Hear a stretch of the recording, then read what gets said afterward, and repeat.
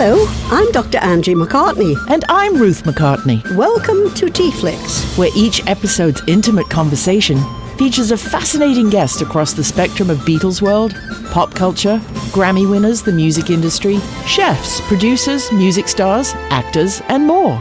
So bottoms up and join us as they spill the tea on TeaFlix. Little red button, and it says live. Oh, jolly good. Hello, everybody. Happy Tuesday. And yes, absolutely. Here we are once again. Welcome to TeaFlix. Hope you're all bright-eyed and bushy-tailed. Yep, indeed. So today we are really, really excited about the depth of knowledge that our guest has, and the research that he's done for over a decade will blow your mind. I'm going to read a little bit of the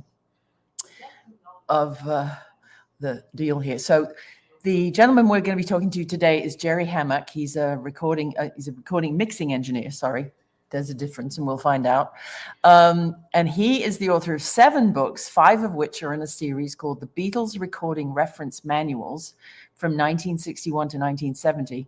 It's a 5-book series that tells the step-by-step process in which each of the band's recordings were created. The books reconstruct each song's creation, as well as detail the technical profile of each and every classic Beatles recording from that 9-year period.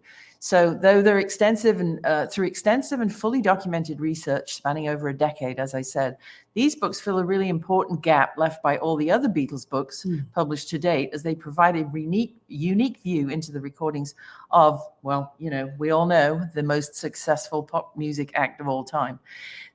Jerry has analyzed over 5,400 recordings, takes, outtakes, remixes, and release versions, books, magazine articles, photos, film, and video evidence, and interviews with key engineers who worked on the sessions to filter out the noise of myth and conflicting fact to arrive at as an accurate an accounting and application of facts as is currently possible. So without further ado, ladies and gentlemen, we welcome Mr. Jerry Hammack. Hello. Good morning. Hello. Hi, Angie. Thank Hi, you Ruth. so much for joining us. We're so excited.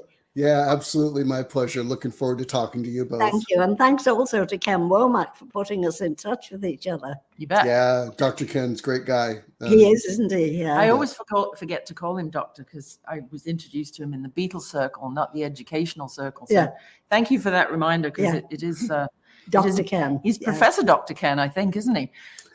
Yeah, he goes by many names, but I like Dr. Ken. And at the end of the night at the bar at Beatlefest, he goes by, "Hey, you." Yeah, there you go. There you go. Well, thanks for doing this. So, what was you and I were arguing over who's going to be the first question, but I think you have the most interesting one. Well, yes. So first of all, I'd like to, when did you first become aware of the Beatles? Were you actually born then, or were you just a baby in arms, or what? I was a babe when the Beatles were around. I was born in 1961. Yeah. Some of my earliest memories have to do with the Beatles. I was one of those little kids that would stand on the fireplace mantle with a tennis racket, playing guitar to Beatles albums. And wore them out and stared them out, to absorbing the images and absorbing the music. So from my earliest musical consciousness is the Beatles. Wow. They've just been a part of my life for my entire life. And so that's where the awareness came. And as I came to work in audio, you can't avoid the Beatles. You can't avoid references to them. No, why would you want to? Exactly. Well, so were you like 3 years old, sitting on the carpet in front of Ed Sullivan, or did you come to them a bit later? No, I came to them, in terms of my consciousness of them, a little bit later, but. Not much later, probably, probably 5. I distinctly remember, Help coming out. I remember, it's probably around 60, 65. So 4 or 5, I have my own conscious memories of the Beatles. So early enough, I suppose. It's interesting, isn't it, from a songwriter, not just an audio perspective, but from a songwriting perspective. A lot of their very early four on the floor music was it was sort of innocent, childlike, naive. It was, young boys trying to sing to young girls, but it also appealed to children. There was something very memorable and kind of safe and familiar about the melodies and the beat. And even today, if you play a Beatles song for the first time to a kid as young as 2, they'll start dancing to it. It's happy music. Yeah. Yeah, it was fantastic pop music, and it's well written, well constructed. I mean, great pop music. I think has that quality. It is almost immediately memorable. There's something to they call it hooky for a reason. It can grab onto you and hold onto you and give you something to remember, give you something to connect with, and the Beatles were masters at that, of giving us something to latch onto, to call our own, and to make our own. I think that sense of humor and the sense of fun grabbed a lot of people too. Yeah, particularly in America when they first came over, because America had just gone through the awful sadness of JFK. Yeah, and it was just something lighthearted and silly, and everybody latched onto it. Yeah, I remember seeing, again, being very, very young, but they play it in the evenings every few months, maybe a couple times a year. I'd see A Hard Day's Night. Yeah, and A Hard Day's Night created that kind of indelible impression of these characters that went along with the Beatles. Yeah. So that, I think that entire package was what allowed a lot of kids that were my age to connect. Yeah. And obviously that was a successful pop formula, because so many bands of the era attempted to recreate that. They couldn't. Yeah, but they worked hard at it. And then, of course, in the US we had the blatant attempt to do that with the Monkees, right? Which again was successful at doing yes, that. great. Yes. I also think a part of that success was part of the marketing and the story that Davy Jones was also from up north. He was from Manchester, and so it was kind of Beatles adjacent, to Liverpool. And he had the Manchester accent like that, and he was little Davy, and he was cute, So. Yeah, I think, again, I can only speak for myself, but anyone from England that had a heavier accent was immediately assumed to have come from Liverpool. Yes. That's funny, isn't it? Yeah. That was just by default. And that, I guess that speaks to the impact that the Beatles made, was that we saw them that way. We saw someone from the UK. They were in music. Yeah, they got it from Liverpool, right? Yeah. Yeah. Oh yeah. Oh yeah. I'm born and bred. Absolutely. Well, I'm born and bred in Liverpool, Walton, and there's 2 very famous buildings in the Walton area of Liverpool. One is the jail, and one is the maternity hospital. And when you say, "Oh, I was born in Walton," they say, "Yeah, the jail, the prison, or the hospital." That's great. Ange was actually born over the water. She's posh in Hoylake, which is the birthplace of Daniel Craig, aka James Bond. So she's a bit of a posh one, So well, I can't say that I could tell by the accent. I can't say that. Well, it's been knocked out of us, because absolutely, if you're a real Scouser, people really just don't understand you. It's a really heavy accent. So at what point, so you're fascinated with the Beatles, you're 5, 6, 10, teenager. Did you ever want to play an instrument or write songs or sing, or were you sure. Yeah. From a very early age, I was imagining songs and putting songs together and recording songs from probably when I was about 6 years old. Good heavens. I had a little Panasonic cassette tape player, and I would sing into it, make up songs and sing into it. And then would have periodically, my mom would hear me doing it. And if there were friends over, she'd grab it from me and go play them the song I just sang. I'd just be like, no. Oh, I know. Yeah. Not ready yet. Yeah, and then I went on to become multi-instrumentalist. I play all kinds of instruments and Wow. and write and record and produce and engineer and mix and do all of those adjacent sorts of things and it all really stems back from this exposure to the Beatles and I think part of again as someone who's leaned toward the arts and leaned toward music that the Beatles were self-contained. That the Beatles didn't need people to write for them. They wrote their own things. That wasn't, I don't know how fully conscious I was of that message. Yeah. Right. But it got through to me. It told me that I could write music. It was possible. They can write music. I can write music. Yes. That leading by example. So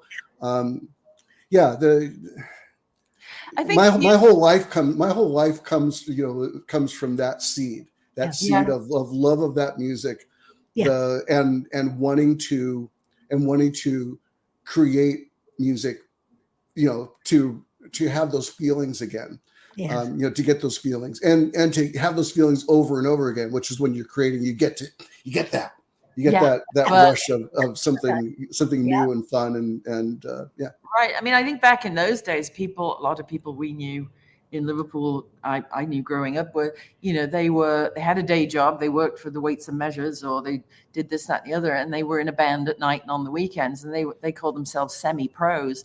And if, for heaven's sake, they get a manager or a little mini tour deal, they'd quit their job and say, I've gone pro, I've gone professional.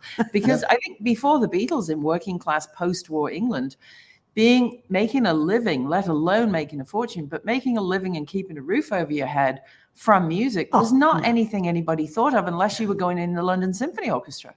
Right? It wasn't a profession. No. You had to be a plumber or an electrician or a doctor. You weren't a drummer, for heaven's sake. Right. Ringo's mum used to put away £5 a week. He used to send her money, for living expenses. And she used to put away £5 whenever she could, every week or so, in a post office savings account for when it's all over. Elsie used to say, I'll have enough saved for our Richie to open a hairdressing shop, because that's what he wants to be, as a hairdresser. She showed me once. She had this little blue book. British Post Office, a gyro savings account for Richie when the drumming thing stops. Well, he's 83. Still rocking. Going to beauty school and giving people permanents now, dear. But it just wasn't a thing, was it? I want to be a musician. If you said that to your parents, they'd clip you around the ear and send you to college. Yeah, that mostly still goes on. I don't think that much has changed with that. It's almost an impossible career path. That's right. Now again, it is. Yeah. Well, yeah. Once again, it's probably more impossible now. Yeah. For many musicians, unfortunately. Yeah. But certainly, anyone who's trying to make a living in entertainment, it just seems like it's insane. There is so much competition. There's so few slots for attention that you might get. Who's gonna, who would bank on that no matter how talented you are, that's going to come true. But the Beatles weren't just talented; they were relentless. Yep. Yeah. And truly, with everyone I've met in the music industry, the people that get there, they've got just the way to think of it is they've got an extra gear. They're willing to engage it, because it truly to get there takes all of you. And as for myself, I know that was something I was just never willing to give. I didn't care that much about everything that went along with it. I love the role that I've been able to have, which is to help people. I make music, and it's it's succeeded to degrees, and that's great. But helping people make music, that's a blast. Helping people, when you're working with someone and they're trying to get their vision out, and you see them light up because You've that's done what they something. want. That's Yeah. it's happening. It's all happening. Yeah. That's just such a great thing to participate in, and I wouldn't trade that for the drudgery of running around pursuing my own stardom. Yeah, I don't think people realize how hard touring is. There's a great musician that we love and support in Memphis called Nick Black. And if you haven't gone to Nick Black Music, you should check him out. He is a full-time musician. But again, he gets some help, not much, but he gets some help from Make Music Memphis, because Elvis made Memphis famous. And so they want to still participate in the arts. And so the city of Memphis and the state of Tennessee have these programs. I wish more states, like Montreal has an incredible program. It helped our friend Jonas Tomelty from Montreal get on his feet and travel the world, as long as he had a big Canadian flag behind him on the stage and he was representing Canada with his art and his music. So I don't think these arts programs realize how much good they can do if they find a local musician who's really got that extra gear, but not the money to engage that gear. Yeah. I mean, I think the programs understand it full well. They realize the investment that it takes to, the investment that it takes outside of the investment of, again, heart and soul and energy that it takes the artist to do it. But there's, in general, it's not a money-making proposition. No. And the economics are just horrible for musicians. But again, there are a handful every year that rise to the top because of their willingness to do what it takes. That's right. And also, frankly, there's a bit of luck there. It doesn't hurt if you're connected for whatever reason. None of those things hurt. Right. But when push comes to shove and you have that opportunity in front of the audience, when you're put there, if you don't have something that connects at an emotional level, all the rest of that stuff doesn't matter. Right. Even the hustle doesn't matter so much.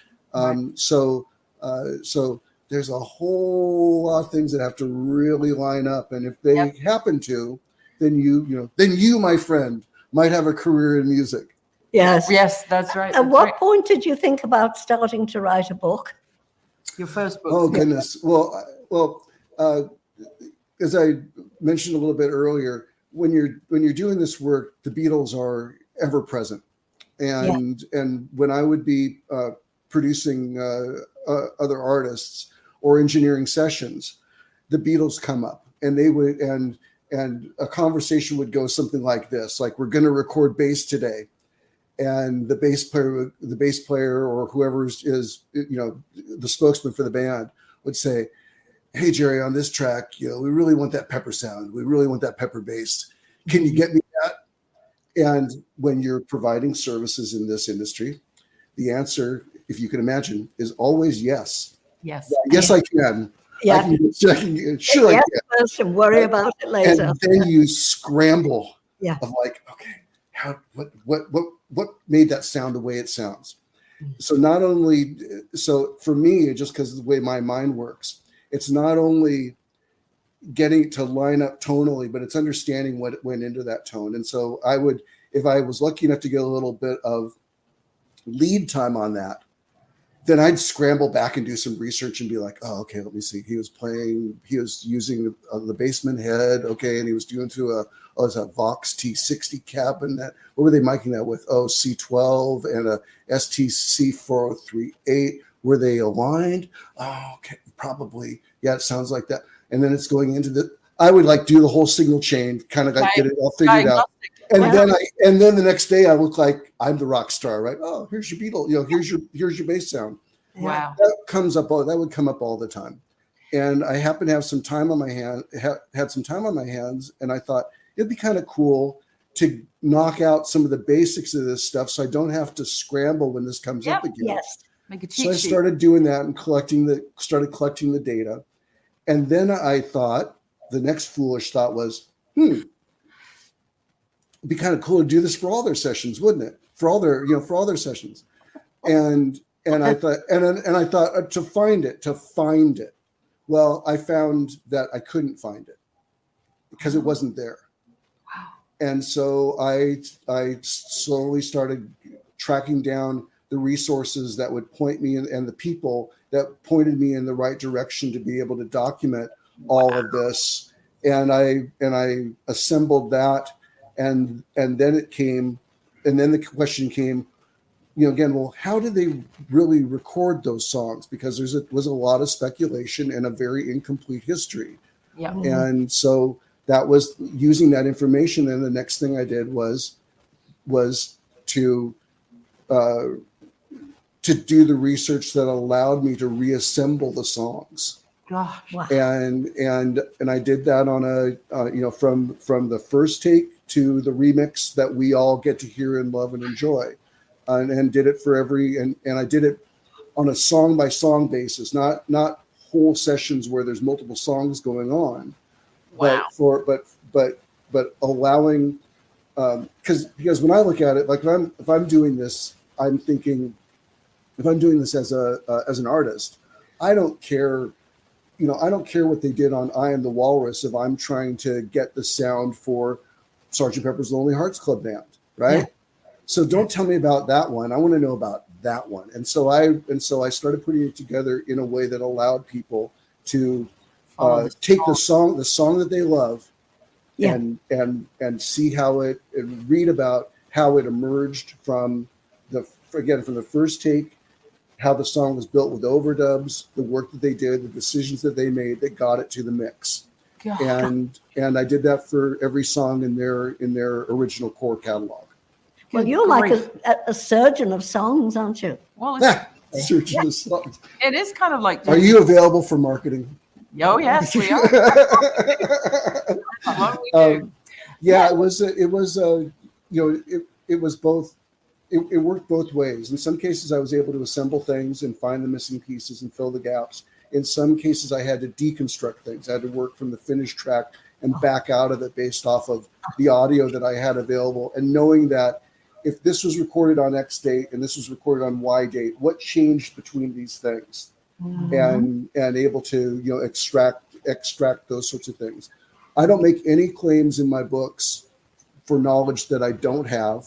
If it's because there are facts about their work that just aren't knowable, and a lot of people get frustrated. They'll want to know. They'll want me to answer a question that cannot be answered.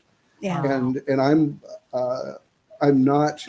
I got a big ego, but I don't got such a big ego that I'm going to claim to know what can't be known about the work that they did.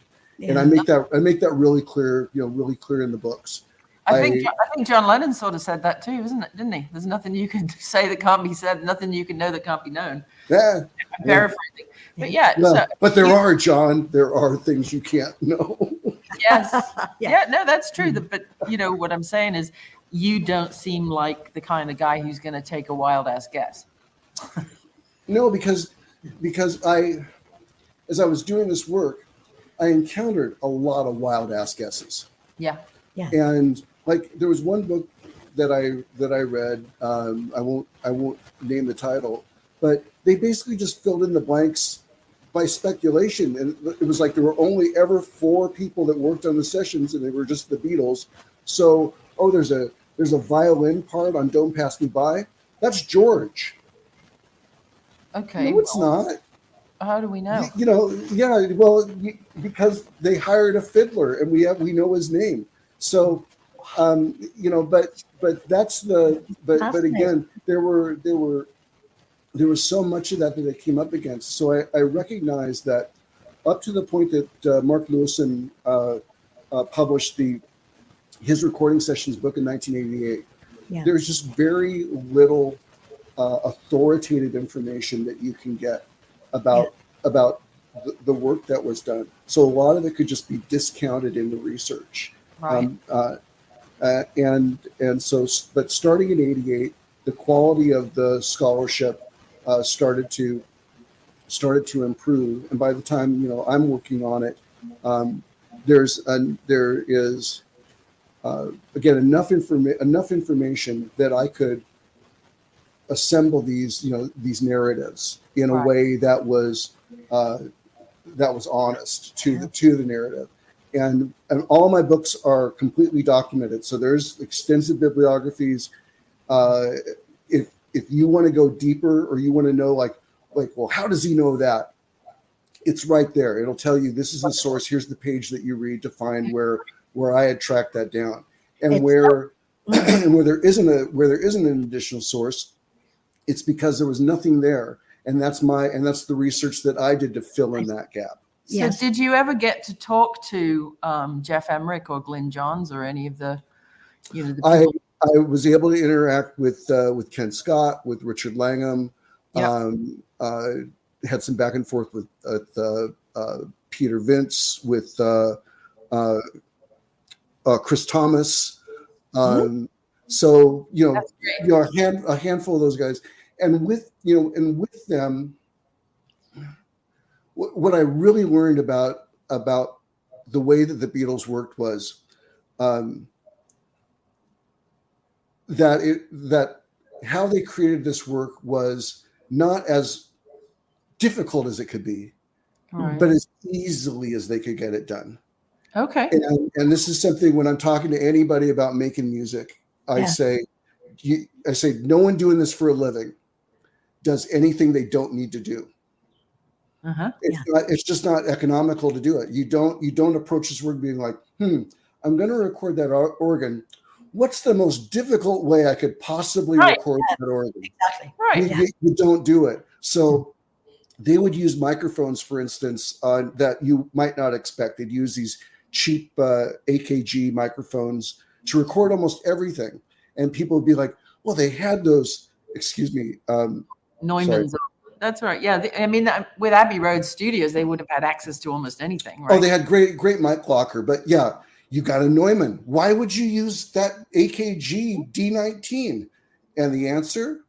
Because it was plugged in. Yeah. Yeah. Yeah. No, it sounds about right. It sounds very. So I grab it and I put it in front of what I want to record, and I record, and I'm done. I don't listen to that track and go, that organ would have sounded a lot better if they would have used the U47 on it. No one does that. Right. No one does that. It's wonderful. And feel is as much of the Beatles as perfection at any level. Right. An example I often give is, excuse me, I'm getting over pneumonia, so cough drop. God bless. No. Thank you. An example I often give is Lucy in the Sky with Diamonds. There's an overdub on that song that we have access to that is George on lead guitar and Paul on bass. Okay. And he's doing the chorus lead guitar part. Bum bum ba dum bum bum ba dum ba dum ba dum, right? Doing that little bit. If you listen to that in isolation, George flubs the notes like half the time. Paul's just flailing away on the bass, and it's kind of in the pocket and kind of not in the pocket. but you put it in context of the song. Yeah. And it's magic. It's funny, isn't it? And George Martin's job as a producer was to hear all that going on and going, yeah, that works. Yeah. That works. Next. Yeah, because don't forget, for those watching who aren't technically minded, they didn't have an unlimited number of tracks in those days. I mean, we started with 2-track, 4-track, 8-track, and then 16. Well, the Beatles didn't even work on 16-track. They peaked at 8-track. Yeah. But the way that they used it was that when they ran out of tape, they would take that tape and they would create a mix of it and send it to another tape.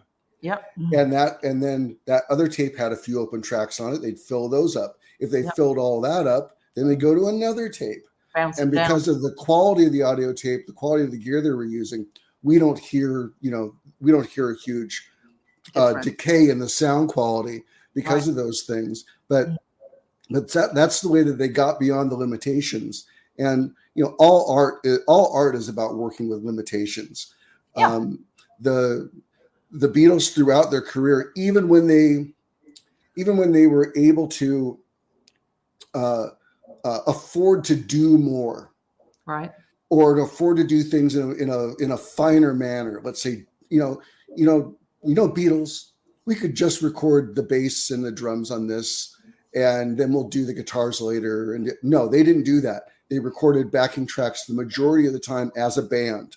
yep, And they recorded overdubs together. yep, Yeah. So someone's over there shaking a tambourine, someone's over here with maracas, and I got a backing vocal that's being sung. yeah. Mm. And they would record those things together because they were just getting the job done. Yeah. Right. Well, they And- wanted to go to the pub, have lunch, and get home to their dogs and wives and kids, and Well, their work ethic is, by today's standard, is absolutely ridiculous. So they were contracted to do 2 albums, which UK albums were 14 songs on a UK album. 2 albums, so there's 28 songs plus 2 singles, which are another 4 songs. Yeah. So now we're up to 32 songs that they have to record. and they right. have to do that write and record. They have to do that every year under their agreement. I mean, it's almost indentured servitude, isn't it? Really, when you think. Well, about it. yeah, and they were making a lot of money too. They're under their first recording contract. $1 million seller would make them about on the record royalties, just the recording piece of it Mhm. would make them like $700 a piece.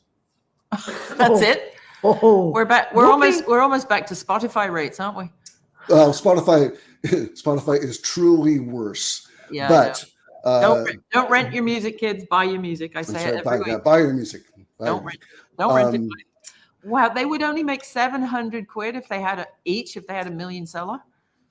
That's right. That was under their original agreement, under their original contract. They were signed to Dick James Music, who had half the publishing or all the publishing. So now the publishing's different, but now, which is, and publishing's where it's at. That's Right. the thing. It's so it's publishing, and back in the day, Copyright. publishing mechanical rights for when they manufacture the units, and performance rights when they play the songs. Yeah. That's where they made the money. Right. But it wasn't in the million seller thing. It was on everything around that they made the money, and of course merchandise and all that sort of stuff. Right. I was on a phone call. I was about 12 or 13, and Michael Jackson had taken a fancy to Linda's daughter, Paul's stepdaughter, Heather C. McCartney. And so if I was about 13, Heather would have been about 11. Michael was probably 15, and we were in Liverpool, and Michael would call at night from Encino and talk to Heather for an hour and a half, 2 hours on the phone, and hang out on the phone with this little girl. And Paul and Linda and Angie, my dad, thought, why is a 15-year-old calling an 11-year-old and talking for 2 hours? What are they talking about? We better have someone listen in. So I would, part of my pocket money was just hang on the phone extension and listen and make sure that he's not inviting her to, water skiing in Long Beach or something. And one night, Michael asked a question. He said, is your dad home? I'd like to talk to him. And Heather was upstairs on the phone, and she called down, Dad, are you home? Michael's got a question. And so I'm still on the extension. I'm doing maths homework, something terribly boring. And again, I'm paraphrasing, but this conversation between Paul and Michael Jackson wound up saying, well, Paul gave him the advice, if you really want to make more than $40 a week from Joe Jackson Entertainment, which is all Michael was making for being in the Jackson 5, was $40 a week. He said, I'll give you one good piece of advice, Michael, buy publishing. That's where it's at. Well, Michael wound up owning the Beatles catalog. And I was on the phone call. I'll never forget that. But then, of course, Paul took his own advice as well and built up MPL. And in fact, one of our clients, Nick Marichal, put out a cover last week of Ghost Riders in the Sky. So I had to go and get a cover song license for the mechanicals and the downloads and stuff. And I get onto ASCAP and BMI, and I'm doing the research. Who is the publisher? Who owns the copyright for Ghost Riders in the Sky? Well, MPL? none other than Paul McCartney. So, he took his own advice. Yeah, I thought, the fact that Michael Jackson bought out at the time bought out the Beatles publishing, kind of not out from under them, but bought it out. Well, It's well known. Yeah. I thought it was kind of hilarious in the Get Back documentary that was out on Amazon, that there's a scene dedicated to Dick James coming in and talking with Paul about the publishing that he had just bought for Paul. Yeah. And buying other people's catalogs. Right. Paul buying other people's catalogs. Well, I think I love that. Paul owns the Maple Leaf forever, doesn't he own the the publishing national on the anthem, Canadian doesn't he? national anthem? So Well, I think he He did did. at one point. and every time I sing it, I throw a penny his way. Yes, and every time a Canadian plays hockey, an angel gets its wings. There you go. There you go. Yeah. So you went on to write, I mean, you've written 7 books, but you went on to write a series of 5 of these books. I guess it was to be sort of like, once you'd done the first one, you knew you couldn't stop, right? Well, I had actually gathered and parsed and kind of normalized the data for all of them before I wrote the first one. Oh, really? Yeah, I had done 8 years of research before the first book came out. Gee, Louise. So I had so it was always my intent that I would cover the entire catalog, now figuring out the way that the book would work the best for the greatest number of people was a big challenge. Mhm. Yeah. And I got some, and I was, I was about 8 years into it, and I was drafting the first book, and I was really close with it. And I was sitting around one night, and I said to my wife, I was like, oh, I'm just so sick of this. I want to get a book out. I want to get a book out. And I said, I'm going to publish it. And she looked at me and she said, well, is that the book that you really want to do? Oh. And I said, well, what do you mean? She said, well, you got one chance to do the book the way that you want to do it. She goes, after you've done it a certain way, the rest of them will follow that way. So is this the book that you really want to put out? And I said, well, it would be nice if it had diagrams, and it would be really nice if I was able to have the story be told in one way, but then give access to every single session that was there, all the technical data that I had gathered that was the foundation of this. That would be really cool. And she said, well, how long is it going to take you to write it that way? And I said, I don't know, another 6 months. Mm-hmm. And she said, you worked on this 8 years. Do you think you got 6 months? Right. And I just stopped and followed her sage advice. Good girl. And that's how the books came out. So there's a narrative about for each song that leads you through, again, that tale of first take to final remix.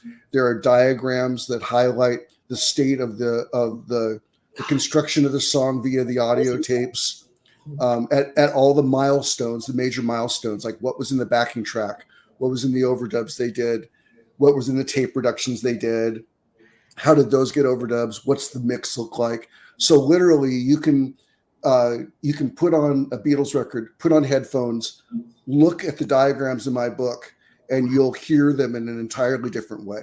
Fantastic. And then every single session then for who worked on it, what work was done on it, what was the gear involved from the studio perspective, what was the gear involved from the Beatles perspective, and where the history was in conflict. Like Lewison says this, but Howlett says that, but Womack says this, right? Yep. I went through all of those conflicts and sorted them out. God. And if you can't sort them out, then I make note of that, and I present in the notes to this those arguments that different authors, besides myself, have made. If I've looked at that and come to a completely different conclusion, I give the justification for the conclusion. Yep. And yeah, those were the books that I wanted to write. When I got to that point, when she asked me that question, what came to my head was, I want to write the books that no one needs to write again. Yep. Be done with it. I want to put this to bed. Period. The end. Yeah. Yeah. And now to that end, my commitment to these books is ongoing. When when a new fact comes up that I didn't have when I wrote them, or I'm challenged on something that someone's got a better source than I had, and I'm challenged on it, and I always say, I gave you chapter and verse, you got to give me chapter and verse. It can't be. I heard from a guy that Lennon played this when he did that. No, that won't work. Right. But when I hear something and gain information that is, again, authoritative, right, then I update the books. Wow. So I'll update the books, and I make freely available to anybody who's bought the books. I make that update freely available to anyone that's bought the books. It's no wonder you get such wonderful reviews. I started reading them yesterday, and I was just gobsmacked. You get terrific reviews. No, Your readers really appreciate what's going on them. Yeah, I appreciate all of that. I just, I really tried to look at this through the lens of a fan myself. Like the books that I write are books that I want to read, and the way that I try to treat the people that have bought my books, the consumers of my books, is the way that I would like to be treated. Like every time I do an update, I don't want if someone was doing an update to their books and told me, yeah, and for another $35 you can have it, right? I'd be like, yeah. So I don't want to be that guy. You spent your money on me. I'm going to keep this stuff up because that's just what I do. And if you've bought them, I post free on the books website those updates in the form of PDF. Here's the changes that have been made since the last version of the book. Download it free. Just throw it in your book, and you'll it's that kind of integrity, Jerry, that you're twice nominated for excellence in historical recorded sound by the Association for Recorded Sound Collections, ARSC, and your books are now part of the permanent collection of the Rock and Roll Hall of Fame, the library, and the archives, and it's because of that kind of passion and commitment, and the satisfaction you're able to give your curious reader family that you are who you are, and you're successful, and we wish you many more years of many more book sales. Oh, thank you very much. Absolutely. Yeah. I like being in the Hall of Fame. That makes me happy. That would make me very happy too. Yeah. I haven't done any. I've done infamous things, but nothing famous yet. So as far as your day-to-day now, you're obviously still very active in the studio. Are you recording projects and mixing them, or you just prefer to mix these days? What's your? I mix more than anything now. I still produce, but the budgets aren't really there for that for independent artists right now. But I produce when I get a chance, and I always love it. Always helping people get the most out of their music. And mixing is another great way to participate and help people, really realize the vision of their songs. Yeah. And I'm continuing to write. I'm working on a project right now, a multi-book project with Robert Rodriguez, great Chicago Beatles author and expert. He has the Something About the Beatles podcast, and we've been working on a book series. The first of them is going to be coming out hopefully for Christmas. It's called the series is called Ribbons of Rust, referring to audio tape, and the first book is basically going to cover the prehistory and the earliest recordings of the Beatles. Wow. Really, that book is turning out super cool. Robert's just a fantastic historian, really able to bring the context of the Beatles story together, and it's all still centered all around the recordings, because that's what the Beatles were about. The Beatles, the Beatles did perform live because that was part of the gig. That's what you did. But what they loved to do was record, be in the studio. So, well, we'd love to have Robert. We'd love to have Robert come on and have a cup of tea with us one day if he would be agreeable. I'd love to hear more about. He's a terrific guy and so smart. Please do extend. Put in a good word. For us. Yes, I will for sure. Have we passed the audition, as they say? Yeah. So our viewers will see the best way to get in touch with you. We've got 2 URLs streaming across the bottom. So there's obviously jerryhammack.com, and then there's also the longer one, which is the Beatles. It's coming up, so I'll read it out loud. Well, you can tell the kids what it is. It's BeatlesRecordingReferenceManuals.com. There we go. Because I wanted the longest URL possible for people. I think you got that. There it goes, right across the screen. Take a screenshot now. Worked hard on it. They make excellent. Holiday time is coming, and they make excellent gifts for any self-respecting Beatle fan. So my husband Martin is asking, is it limerick time? Indeed it is, my darling. He's running the desk upstairs.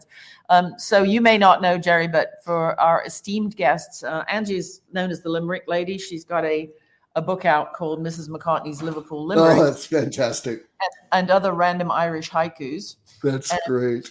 Even got a fan letter from Queen Camilla in London for the book. Oh, I love it.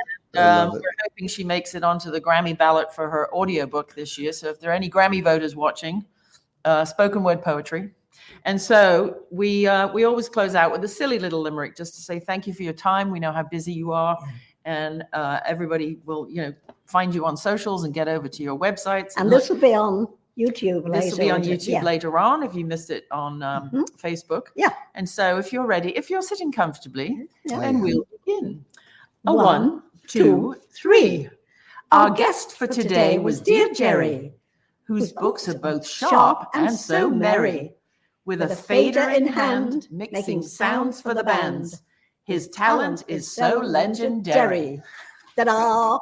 Oh, thank you so much. There you go. I'm sorry. That's fantastic. No, laughter is the best expectorant. Thank you very much. Yes, that's absolutely right. Have a fab day. So thank you for spending time with us. Oh, thank you so much. Check out Jerry and his fabulous books at jerryhammack.com. And we will see you kids next week. And all of a sudden, we'll see you soon. Thanks, Jerry. Thank you. Bye. Bye. Bye now.